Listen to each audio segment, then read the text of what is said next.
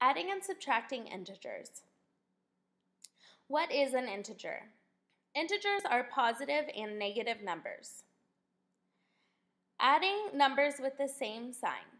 To add numbers with the same sign, you're going to add the numbers and keep the sign. When I'm talking about same sign, I mean that I'm going to be adding two negative numbers or two positive numbers. The first example says 1 plus 6. I am adding two positive numbers.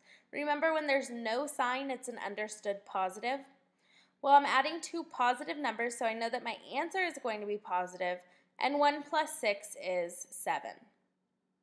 The second example, I have negative 4 plus negative 6. Again, I have same signs. In this case, they are both negative numbers. So I know that my answer is going to be negative. Add the numbers, 4 plus 6 is negative 10. The third example, I have negative 2 plus negative 3 plus negative 7. In this case, I'm adding three numbers, but all of them are negative, so I can use the same rules. Same signs, I'm going to add the numbers and keep the sign. Keeping the sign means that my answer is going to be negative. Well, 2 plus 3 is 5, plus 9 is 14. So the answer is going to be negative 14. The last example says 5 plus 19. Again, I have two positive numbers, so I'm going to add the numbers and keep the sign. In this case, I don't even need a sign because it's positive. No sign is an understood positive. 5 plus 19 is 24. Adding numbers with different signs. To add numbers with different signs, which means one negative and one positive, I'm going to subtract the numbers and keep the sign of the larger number.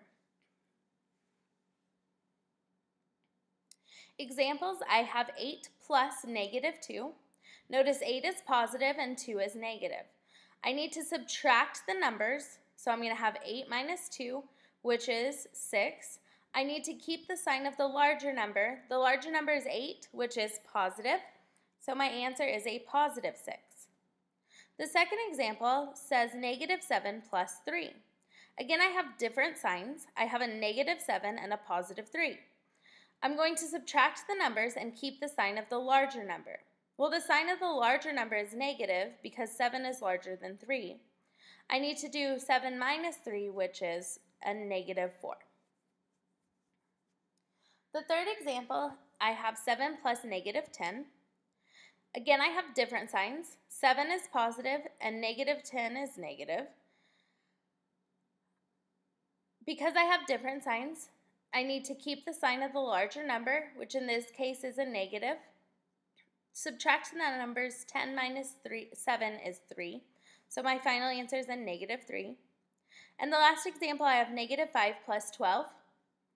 Different signs, which means that I need to subtract the numbers, keep the sign of the larger number. Well, 12 minus 5 is 7, and it's going to be positive because 12 is larger than 5, and 12 is positive.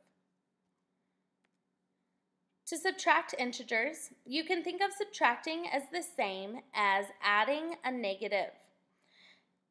I have 3 minus 7 written. 3 minus 7 could also be written as 3 plus negative 7. When I write it as adding a negative, I can use the rules that I just learned. The two rules, same signs, add and keep. The different signs, you subtract and keep the sign of the larger number. Here I have 3 plus negative 7, which is the same as 3 minus 7. I have different signs because 3 is positive and 7 is negative, which means I need to subtract the numbers and keep the sign of the larger number, which gives me negative 4. Examples, I can write 4 minus 10 as 4 plus a negative 10. Now I know that I have different signs, so I subtract the numbers and keep the sign of the larger number, which gives me a negative 6. Negative 8 minus 5 can be written as negative 8 plus negative 5. Notice that I have same signs because they're both negatives. I add the numbers and keep the sign, which gives me a negative 13. Again, for the third example, I have negative 7 minus 12, which could also be written as negative 7 plus negative 12. Same sign, so I'm going to add the numbers and keep the sign. 12 plus 7 is 19. Keep the negative to give you a negative 19. And finally, this last example, I threw this one in to make you realize that to not make these problems more difficult than they are. Notice I had to use my rules that I have just learned on the first three. But if you look at this fourth example, it says 16 minus 15. Because I am subtracting a smaller number, 15, from a larger number, 16, I can subtract like I've known how to subtract for years now. 16 minus 15 is 1. There is a special case that we need to talk about. It says when you subtract a negative, that is the same as adding a positive. Notice in the first example, I have 7 minus a negative 8. Notice that their negative signs are written right next to each other. There's only a parenthesis between them. Okay, so 7 minus negative 8. I'm subtracting a negative 8, which means that I am adding a positive 8. So 7 minus negative 8 could also be written as 7 plus 8. Well, 7 plus 8 is 15. Notice on this second example, I have a negative 13 minus a negative 12. Again, I do have a double negative because I have two negative signs written right next to each other, only a parenthesis is between them. Notice, though, that I also have a negative 13 out in front. Subtracting a negative does not change this negative 13. It's only going to change the minus a negative 12. So I still have a negative 13 plus 12. Now I need to use my rules. I have different signs, so I subtract the numbers and keep the sign of the larger number, which gives me a negative 1. The third example, I do not have a special case. I am not subtracting a negative. I have a negative 8 minus 14. Notice that my two negative signs are not written right next to each other. They're each assigned a number.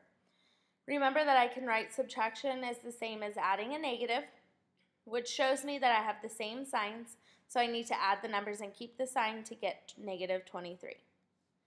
And then finally, the last example says 14 minus negative 9. Well, 14 minus negative 9 is a special case. 14 minus negative 9 is the same as 14 plus 9.